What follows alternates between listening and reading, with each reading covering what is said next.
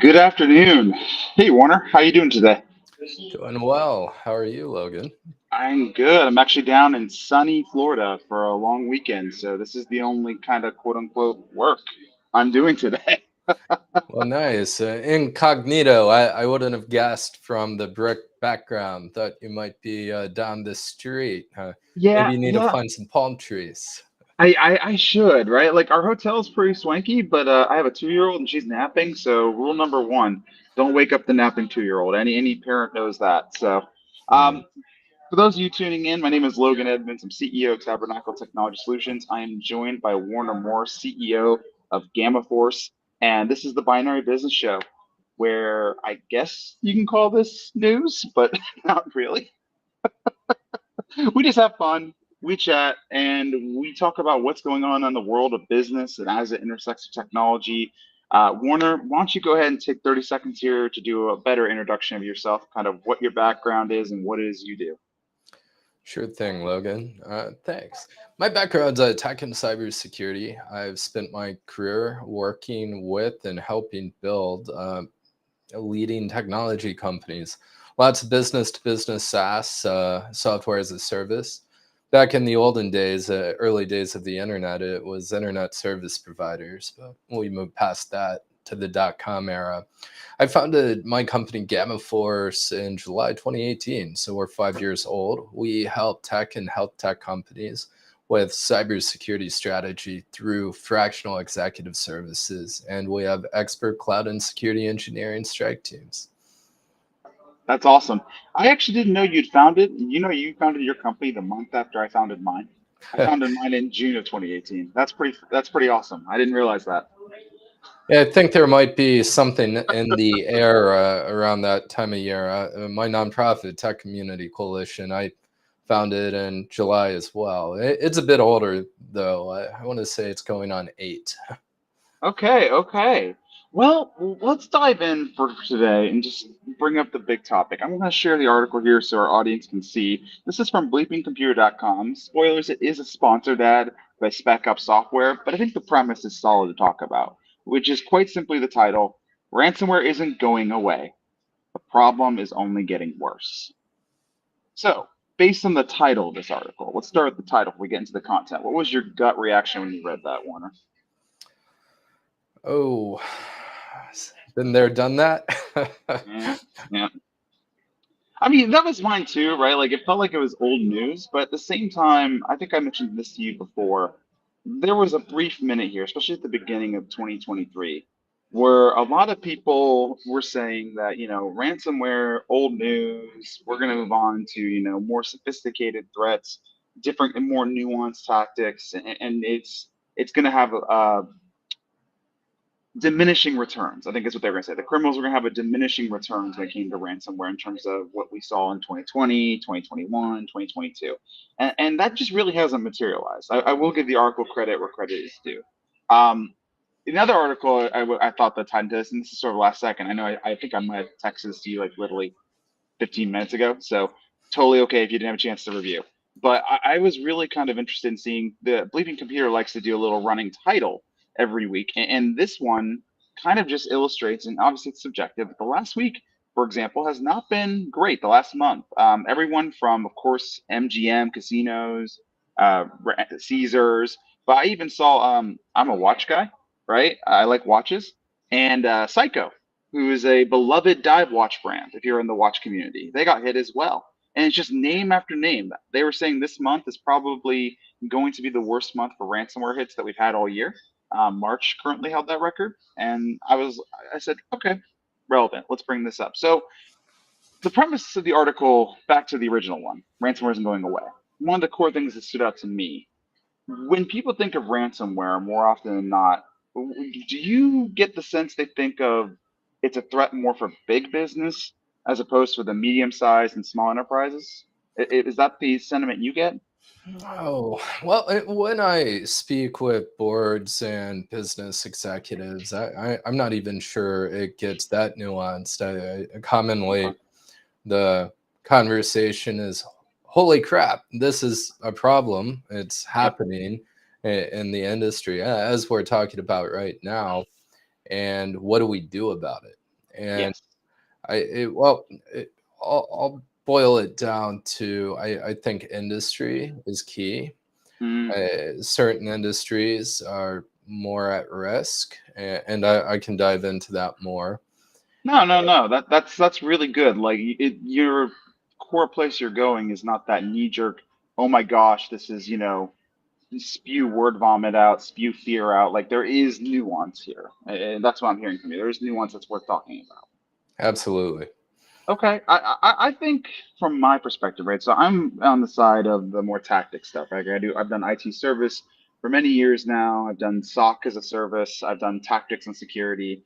Um, I usually see two kinds of consumers. One that, like you, is you brought up that says, "Hey, let's be proactive about this. What can we do? What's a realistic way to make sure that we're, addressing this problem, looking forward into the future, and how do we talk about that conversation?" But the other one that I've dealt with a lot, and maybe you don't get a chance to cross these kind of customers too much.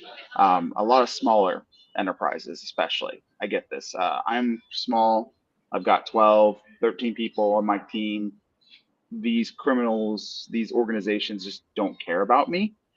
And I think that level of overconfidence is equally as bad, right? Like if that's your defense, you're this article would insinuate, and I would agree that that's not a valid defense. No one's too small. It's a matter of what kind of data do you have, and for me, the logic seems to tell me, and data seems to tell me that this is a numbers game to these criminals, right? They're not really even choosing their targets most of the time, for the most part. Sometimes they do on the bigger enterprise. They're just spamming out there to see what they can get, encrypt, ransom first, ask questions later, and that's where I'd say that the other side of this equation, be a little concerned. That's what I'll tell some of these people. Well, yeah, size isn't a factor, right? As far as risk is concerned with this type of attack. Certainly, big companies are going to have more sophisticated threat or attackers or criminals going after them. I'm Why That's don't you talk? without question the case with MGM Grand. However, the thing is, the attack vectors for these sorts of things are pretty basic stuff. Hmm. Phishing, Hmm. click a link, install a thing, run software, and that applies to anyone.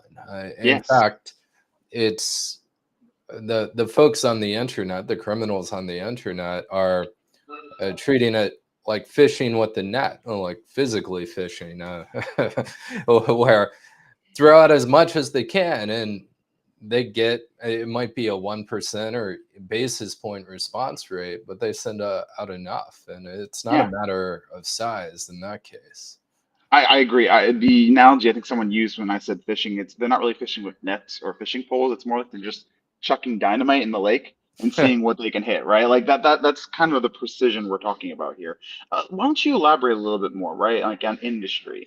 Obviously, certain industries, and I'd love to get your take on this because of the world you live in. Certain industries, certain vectors, certain verticals, they have more sensitivity to this sort of threat, and they also have, I would say, a bigger attack surface. But I know this is your world all the time. So can you kind of give us insight there? Yeah, it's industry less in the sense of anything special to the industry. It's more so just certain industries haven't invested in technology or are less likely to have their technology capabilities positioned in a way to defend against it. This includes manufacturing, schools, healthcare, and small business with traditional infrastructure, like we just discussed. And commonly, scaled nonprofits as well. If a Yes. nonprofit has a meaningful headcount, which could be 20 or 100, they're often just as susceptible. On some of my nonprofit board seats, it's a topic we talk about. The the bigger thing is less industry. I think industry is a good way to shine the light. If you're Okay. part of that group, it's like, Okay. well, okay, maybe I should think about it more. But it's more so the technology capabilities in the organization. If they're running traditional IT infrastructure with flat networks, where Hmm. core business operations or data are accessible on those flat networks. That's a recipe for ransomware. Now, with tech companies and modern organizations, that risk is very low to non existent. And that's a separate topic, but happy to Yeah. dive in. No, and so I'm the reason I'm in Florida originally, by the way. I was attending a cybersecurity conference. It's sort of the MSPs who care about cybersecurity get together and swap war stories and kind of give each other some insight. And I had a chance to sit down with a colleague of mine who had a customer in manufacturing. You mentioned manufacturing specifically, and I thought this was kind of interesting. Um, Flat networks, all that stuff, absolutely. But he worked with a customer that paid the ransom. They were ransomware and they were paid. They were manufacturing. And the thing that made them pay, and I hadn't heard this up to this point happening on the SMB, SME space. I hear about these kind of stories in the big corporate, like Caesars Casino level of attacks, but they had enough resilient infrastructure to resume operations. What made them pay the ransom, originally I think the ransom was asked for $300,000 at an SMB level, was the threat of a blackmail. Essentially, they found some data that they didn't want getting out in the public, and the criminals extorted an SMB, which again, I had not heard of that, a small business. And then between all that, it took them about 3 months to get their data back. They negotiate from 300,000 to about $50,000 payment, and that kind of struck me, I guess. And this is new information to me, so I kind of want to get your raw insight on this. That seems like a lot of work compared to what we're hearing about, like, and a pretty long timeline. And while I've definitely heard of blackmail tactics being used in ransomware, is that a one-off kind of scenario where we're going to deal with that kind of thing? Because then that opens up a whole new can of worms, right? Like, it's not just how is your infrastructure? Do you have good backups? It's, do you have data? Do you have vulnerability, PR? I mean, there's just, again, this is raw, right? I haven't had a chance to process this. That's why I want to kind of get your insight. What do you think about that kind of story when I tell something like that? Well, circumstances like that are frequently a factor, right? If somebody's environment is compromised, which may or may not be part of ransomware, this scenario is very likely. A great example is the Sony breach, and that was a long time ago now, probably You're dating over a yourself, sir. decade, 10, 15 years. Yes, I Um, remember that. I remember that. I mean, they lost so much IP, right? Film, they'd spent hundreds of millions of dollars Was on that, are creating. we talking about the one about, what was it, the Dictator? The Dictator movie? Was that what kind of like what that whole thing was about, wasn't it? Wasn't that like the storm center of that storm? That Is that, that sounds familiar. I think a religious figure might have been ah, highlighted that isn't welcome, and that might have started the whole series of events. But they had a ton of intellectual property oh, released absolutely. and email. Sony executives got in trouble because of the things they were saying that weren't very polite about their employees, their actors in these films. I guess what I walk away from that, right, and maybe I don't want to get too tactical. The barrier, it seems to me, is working in the industry that we're in, cybersecurity and IT. The barrier between the digital and the physical seems ever thinning, right? Like the lines get blurry, and bits and bytes can have real world implications. And ransomware was sort of the first time I felt like when people started realizing what this was in 2020, they could realize, wow, my computers can actually, from like a broad perspective, right? Obviously, the IT professionals, cybersecurity professionals always knew this for a while now, but the broader industry, the broader professional industry said, wow, my computer's being shut down, unusable, can grind a business to a halt. And I did see some paradigms change in the conversations I started having right about when, well, COVID happened and work from home and ransomware and all that fun stuff. And that conversation, the line is getting every year seems to be getting thinner and thinner to me. Oh, there is And no that's, line. yeah. Bits and bytes are the world. I've been paperless 20 years, and the tech companies I've been working with probably about 15 years. So uh, we can pretend it's different, but bits and bytes are the world we live in. I think the most recent thing I heard that kind of just hit that for home, 8% was a number thrown at me. 8% of cash, like money in the US economy, is actually printed. The rest of it is retained on digital records. That's a fine illustration of the point. I mean, you think about that. Like, you know, a lot of money's in the computers, but only 8% is physical you can touch. And I'm like, wow, our entire world runs on a bunch of records sitting in Excel somewhere. So it's a bit oversimplification, but in that moment, that's how I felt. Yeah, I've met the CISO of some of the Fed banks, and it's not only the physical security component, but it's super interesting. Some of the cybersecurity risks they have to consider because the level of target that they are is about as high as it gets. Yes. Certainly, defense contractors, the military, most government entities, they're pretty high up there. But it's well, I won't define the entity, but let's just say it's of similar scale. But guess what? They have money too. Yeah, yeah. I'm going to go to a topic. I'm going to talk geopolitics for a second. I'm going to set some ground rules, though. This is not an opinion on the current events of geopolitics. This is not an event on, but obviously there are things going on in the world that have more than a few people concerned. One of the things that we're seeing from a lot of geopolitical people are saying is, you know, as the world sort of starts segmenting out, that there seems to be lines drawn in the sand.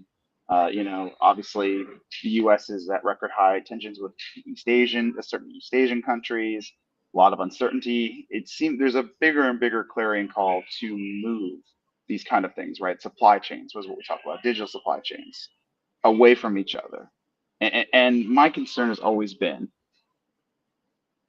say we take East Asia, and I kind of get your sense. This is a little off topic, and you are more than welcome to navigate this conversation how you see it. But say we separate ourselves from Chinese supply chains. How important is it going to be in the private sector to have these kind of security conversations when sort of the guardrails of globalization that we've always relied on from this level are starting slowly being stripped away? I had a conversation with another CISO, and this is what's prompting this. I had a conversation with another CISO where he said cybersecurity compliance policy and tactics are going to be ever growing precedent over the next 10 years. And he was just a devout believer. Are you in that camp, or do you think that maybe it's overhyped?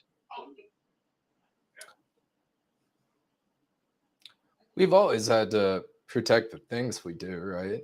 We, Hmm. we put locks on our cars and our homes, not because we think they're not able to be compromised, but to keep people honest. That's the anecdote, right? Yep. There's a whole lot of people on the internet, and they have different motivations and drivers, be it nation state threat actors. I'll say that, and I always go to context. So, context in this case is national security and critical infrastructure is an important issue, and supply chains are a big part of that. Hmm. Private industry has a different risk profile, That's fair. and we need to consider those things in our context. The If we are defense contractors, or if we were operating in the public sector, or we're a global corporation operating in multiple jurisdictions, those all have considerations. It is Hmm. possible to structure companies in ways that different parts of the company are operating independently to create the environment where it's appropriate to do business with entities who might have competing interests. But I'll simplify it in the end and say I don't believe it's the private sector's responsibility to defend against nation state threat actors. I would And I agree with go that. so far to say I consider it an act of war, but our current legal and policy and governance systems across the world, our governments have yet to solve this. So we have acts of war occurring against private assets, Hmm. companies, and it's creating more difficult situations that we historically didn't have to consider. And that's kind of where I was going with that too. And I didn't. You summed it up much more eloquently than I did. In that I don't believe it should be the private sector, but I also think the world is always slow to address innovations in technology. And when it comes to this space, it's been moving at a breakneck pace. Meaningful legislation, we're seeing kind of a patchwork quilt of various regulations and compliance standards being kind of thrown out throughout the United States, for example. Um, this past year, the FTC put in the safeguards ruling and sort of like building that threshold. And if you're a publicly traded company, the SEC is throwing a set of regulations at you this coming December. And it seems like the understanding that something must be done from the government level to protect the private sector is understood, but there's not really any kind of cohesive planning, kind of cohesive strategy I've seen emerge. And I guess what I think of events like this what makes me think something has to be done because I think of events like NotPetya. You know the story of NotPetya. For those of you who aren't familiar with that story, um, suspected Russian created ransomware attack spread a little too far beyond what was, or probably allegedly, I should say, spread a little further than it should have, and ended up shutting down the world's biggest shipping company, which put a lot of supply chain in jeopardy. A lot of people who should not have had to deal with that or impacted by that. There was real life consequences there. And so my concern when we talk about ransomware is just its potential to weaponize in areas that we as citizens, even you and I, like as cybersecurity people, aren't really aware of, right? Like basically the blast radius is what I'm talking about. The blast radius, I don't know how to define the blast radius of this problem. Like how bad can this get? It can get pretty bad. I just don't know how. Well, or changing context, right? Mm, I personally believe that it needs to be addressed through government. The behavior is not acceptable, but we also have the practical reality of the world we live in, and we correct. need to manage risk in our organizations and lives. This was probably 6 or 7 years ago. I helped a client with an incident response, and it was widely reported in a brief period of time. There was a Ukrainian financial company that Mm. was compromised by Russia, if I Yes, recall I remember. correctly. I remember this story. It Remember this created story. an attack vector through the business integrations through technology where ransomware was deployed through that integration. It Didn't that took down impact? a large manufacturing company for weeks, and that was the organization I helped. And Wow. well, there's certainly geopolitical elements, but there's a cost to having manufacturing down. And if we're not Hmm. considering the financial risk and proactively managing it, that cost might be more than we're willing to accept. So there's of course the more strategic solution, which I'd advocate for, but we do have to face reality and do what's best for us and our organizations. So I think we both agree. Sounds like I like how you're phrasing this because you're not getting too into the weeds on the tactics because this is a very large problem, and we do know that something comprehensively needs to be done, probably from the government level. But we also live in a world where we're at right now, and the writing on the wall is that sweeping change that we would hope for, right? That sweeping kind of standard or plan. It's probably not going to emerge anytime soon.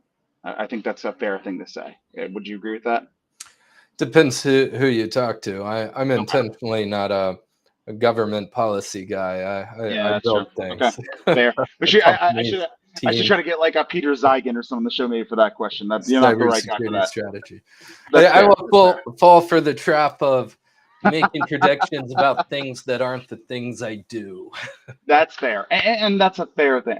I would say from a subjective standpoint, within my realm of expertise, I don't see I don't see the cavalry coming over the hill. That being said, I think it's fair to say what you just said, which is I'm not a geopolitical strategist. I am not someone with the context or the breadth of experience that I can say definitively, oh, it's never going to happen. there have been some positive stuff. I actually did feel a little encouraged that the Biden administration, for example, this year announced an exploratory committee to look at, the problem of cybersecurity in the private sector. What can we do about it? Propose solutions. I mean, that's going to go over the next 3 years. So there is movement, and I have to be fair to acknowledge that.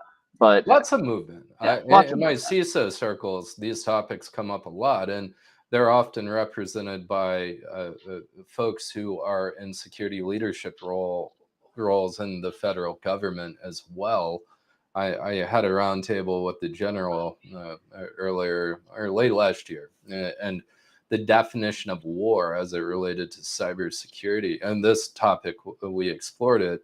Hmm. Um, so there's lots of activity there. I'd say the focus is critical infrastructure first, though, and the policy part is challenging. Otherwise, we would have solved it by now. Yeah, I think the biggest thing a small business owner can walk away from, right? Because what can they control? We can talk about geopolitics, but the average small business owner has no control over these kind of topics, and that's fair. So let's talk about what's in the realm of your control. I think you hit the nail on the head, which is there is sort of a minimum standard that all businesses should be working towards to sort of minimize outstanding risk for these kind of things. Not having a flat network, if you're in a traditional environment, for example, is a great example of that. You segment things up a little bit. Maybe not put your production server on the same environment as your guest Wi-Fi. Just common sense stuff, right? And those are the kind of things that, if you do nothing else, you should start looking towards and saying, okay, I need to put this bare minimum in because you're not going to eliminate this risk. That's out of the cards, but you can reduce it in the same way that I don't eliminate the risk of going for a drive every day. I might get in a car accident and die. Like that's something that's always going to be there, but my car is new. It's got a bunch of new safety features. I wear my seatbelt. I don't drive like a maniac, right? I feel like I've done as much as I can to reduce that risk to an acceptable level, and I'm not losing any sleep about it. So I feel like that sort of approach needs to be taken on the cyber side for a small business. Would you agree with that? Yeah, I mean, if you're not being strategic about it, if you're not making decisions and I'm just managing talking risk, across the board, right? Across the board. But yes, I agree with you. Risk assessments. But go ahead. Sorry. well, not even a risk assessment. It can be as simple as getting the right folks in the room and talking through it. If Mm, there are scenarios where you talk through a ransomware attack and it's going to significantly impact your business operations, well, probably want to manage that unless you're okay with having your business impacted significantly. There are companies that have gone out of business over this. So those tactics all make sense. Talk yeah. about it, figure it out, make decisions about it. And I love that because I think that's a very even keeled way to state that. I'm not a big believer of fear of uncertainty and doubt. I like people to understand where they're coming from, and make decisions based on a holistic understanding. So, talking to experts, whether it's internal organization, engaging outside experts if you feel it's necessary, getting all the data that you need, and making good business decisions. I mean, that's not even just the cyber. That's how you run business in general. So, I think just follow that tried and true method. I'm going to do a shameless plug, Warner, real quick on that note. In the top left-hand corner of this live stream, if anybody is watching, we do have a QR code. That QR code, if you're wondering what the heck that does, that is for a free cyber strategy session with my firm, Tabernacle Technology Solutions. If you have a burning question related to IT infrastructure, cybersecurity, or just want to chat about concerns that you have as you scale and grow, feel free, grab that QR code, pick a time on the calendar that works best for you. You get a free 15-minute session with either myself or one of our other cybersecurity/IT scaling experts, and 15 minutes free, no strings attached. We just want to help. So feel free to utilize that today. Okay, Warner. You've been awesome. Thank you for joining again. And I know we just kind of jumped straight into it without a whole lot of chit chat, and I apologize for that. Any plans for this weekend, sir? Holiday. It's Halloween season, so Ah, costume parties. yeah, I was at a good one this past week. I'm gonna say this. I'm gonna say this loud. I'm getting a little tired of everybody dressing up as the Joker. It's been Mm. about 3 years running now, and every party I go to, there's always like a dozen Jokers running around, and I'm like, I get it. It was cool, but come on, guys, let's get some creativity in here. Let's get a little more originality. Don't worry, it's Barbie and Ken season. Ah, oh. All right, guys. Well, Warner, real quick, if people want to find more about you, about Gamma Force, where should they look to? Hit me up at hello@gammaforce.io or send me an invitation on LinkedIn and mention this live stream. So The I Binary know you're Business not Show. the AI internet based in some other country. So it's been a pleasure. Thank you so much for having me and looking forward to connecting with anyone who'd like to chat more. Thank you, everyone, for joining us. Have a great weekend. Stay safe out there. Stay smart. Till next time.